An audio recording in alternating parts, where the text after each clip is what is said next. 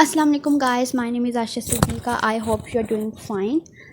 تو آج ہم لوگ کر رہے ہیں ڈسوسیٹیو آئیڈینٹی ڈس آرڈر. ڈسوسیٹیو آئیڈینٹی ڈس آرڈر جیسے میں نے آپ کو ڈسوسیٹیو ڈس آرڈرس بتا دیے تھے جس میں ڈسٹرپشن یا الٹریشن آ جائے کسی کے بھی میموری، موٹر کوآرڈینیشن اور کسی بھی چیز میں، تو ہم اس کو کنسیڈر کرتے ہیں ڈسوسیٹیو ڈس آرڈرس.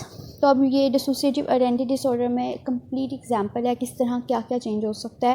تو یہاں پہ اب ہم ڈائگنوسٹک کرائٹیریا دیکھتے ہیں. تو ڈائگنوسٹک کرائٹیریا میں سب سے پہلے پرسنالٹی اسٹیٹس کی بات کی جا رہی ہے کہ جب ایک انسان میں دو یا دو سے زیادہ پرسنالٹیز آ جائیں جو کہ بالکل مختلف ہو ایک دوسرے سے یا ذرا سے بھی مختلف ہوں، تو پھر ہم جو سے وہ فرسٹ کرائٹیریا. اب فرسٹ کرائٹیریا کے آگے 2 پوائنٹس ہیں، وہ کیسے ڈفرینٹ ہو سکتی ہیں.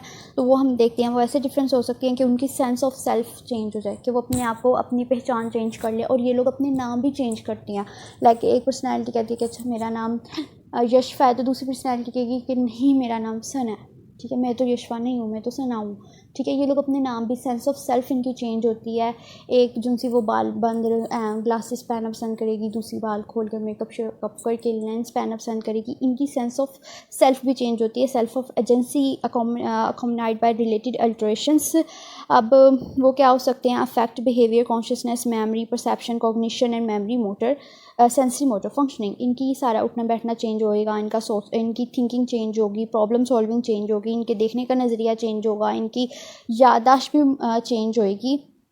ان کی کانشیسنیس بھی ڈفرینس ہوں گی کہ ایک جنسی یا وہ دوسروں کی ٹرکس دیکھے گی، دوسروں کو پہچان جائے گی کہ وہ کیسے بیہیو کر رہا ہے، اس کی کیا نیت ہے، اس کی کیا نیت نہیں ہے. ایک ذرا معصوم سے ہو سکتی ہے اور وہ دوسروں کی باتوں میں آ سکتی ہے. اس طرح کی کانشیسنیس ان کے بیہیویئر، اٹھنے بیٹھنا، چلنا پھرنا، بات کرنے کا اسٹائل، افیکٹ ریئیکٹ کرنے کا اسٹائل، سب کچھ ڈفرینٹ ہو جائے گا جب یہ 2 یا 2 سے زیادہ، مطلب کہ یہ 17، 20، 25 بھی ہو سکتی ہیں پرسنالٹیز. ملٹیپل پرسنالٹی ڈس آرڈر بھی اسی وجہ سے اس کو کہا جاتا ہے، اور اس کو اسپلٹ پرسنالٹی ڈس آرڈر بھی کہا جاتا ہے. اس کے بعد یہ سائنز اینڈ سمپٹمس میں بھی آبزروڈ بائی ادرز اور رپورٹڈ بائی دا انڈیویجولس. یہ سائنز اور یہ سمپٹمس دوسرے بھی آبزرو کر سکتے ہیں، یا پھر انڈیویجول خود بھی رپورٹ کر سکتے ہیں کہ اس کے ساتھ ایسا ایسا ہو رہا ہے. اگر اس کے پاس میموری ہوگی تو وہ آبویسلی رپورٹ کرے گا.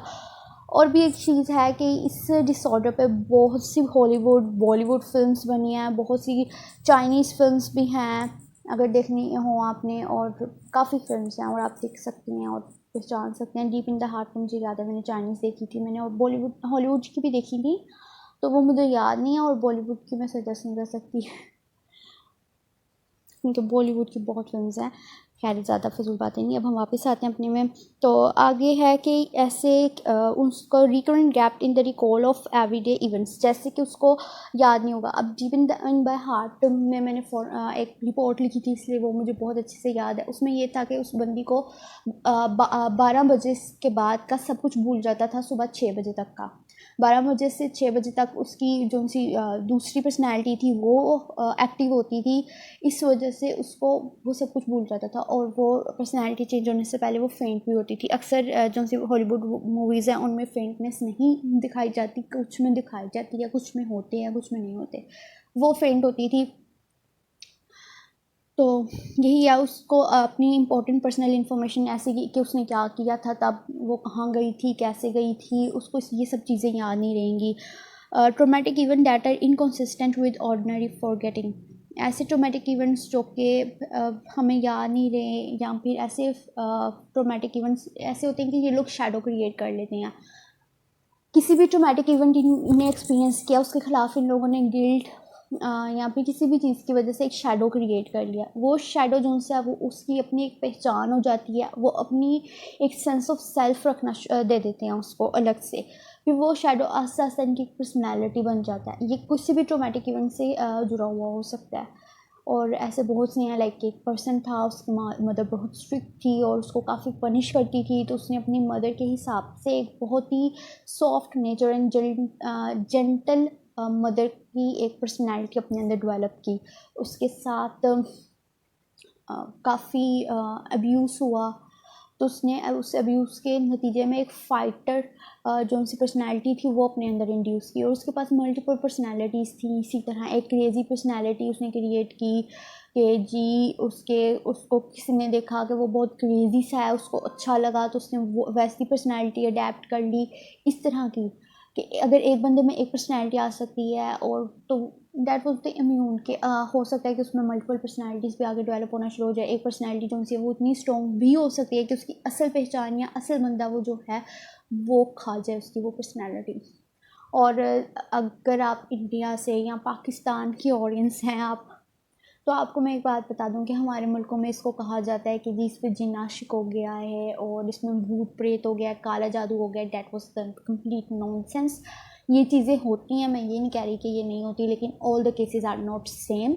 تو اگر آپ اس طرح کے کیسز سے گزر رہے ہو یا آپ کے لیے کوئی گزر رہا ہے, you should pay attention and اس کو میڈیکل بھی کروائیں. اور میڈیکل یہ ایم آر آئی ہو جاتی ہے, سی ٹی اسکین ہو جاتی ہیں, تو پتہ چل جاتا ہے کہ اس کے کوئی کہاں پہ پرابلم آ رہی ہے, کیونکہ یہ پراپر برین فنکشننگ پہ افیکٹ کرتی ہے پرسنالٹی کی. تو اب ہم لوگ یہی کہہ رہے تھے کہ یہ اگر آپ کے کلینکلی سگنیفیکنٹ اسٹریس اور امپیئرمنٹ کریٹ کریے آپ کے سوشل آکوپیشنل اور امپورٹنٹ ایریا آف فنکشننگ میں, تو بھی ہم اس کو مطلب کہ سمپٹم کریٹ کر کے اس کو ایک کر دیتے ہیں. اس کے علاوہ ہم ڈسٹربنس دیکھتے ہیں. ڈسٹربنس میں نارمل پارٹ مطلب کہ یہ کلچرل اینڈ ریلیجیس پریکٹسز کو normally broadly cultural and religious practices اس چیز کو ایکسیپٹ نہیں کرتی. اسی وجہ سے میں نے آپ کو پہلے بتا دیا کہ ہمارے کلچر اور ریلیجن میں ایسا ہی ہے کہ ہم اس کو بھوت پریت اور کالا جادو ان سب چیزوں پہ ریلیٹ کرتے بیٹھ جاتی ہیں. اور یہ بھی ہو سکتا ہے کہ the symptoms are not better explained by the imaginary playmates and the fantasy play. جیسے کہ ہم بچپن میں ہمارے ایک imaginary playmates ہوتے ہیں, fantasy plays ہوتے ہیں ہمارے, تو پرسنالٹی جو سی ہو وہ ہونی چاہیے. اگر ہم سمپٹمس میں یہ نہیں کہہ سکتے that person has an imaginary playmate اور a fantasy play, کہ اگر آپ کی امیجنیشن میں کوئی دوست ہے تو وہ الگ چیز ہے, اور وہ ایک آپ کی پرسنالٹی بن جائے وہ الگ چیز ہے. تو ان دو چیزوں کو ہمیں ڈفرینشیٹ کرنا آنا چاہیے, اور ان چیزوں کو ہم نے پہچاننا ہے اور الگ الگ بھی رکھنا ہے.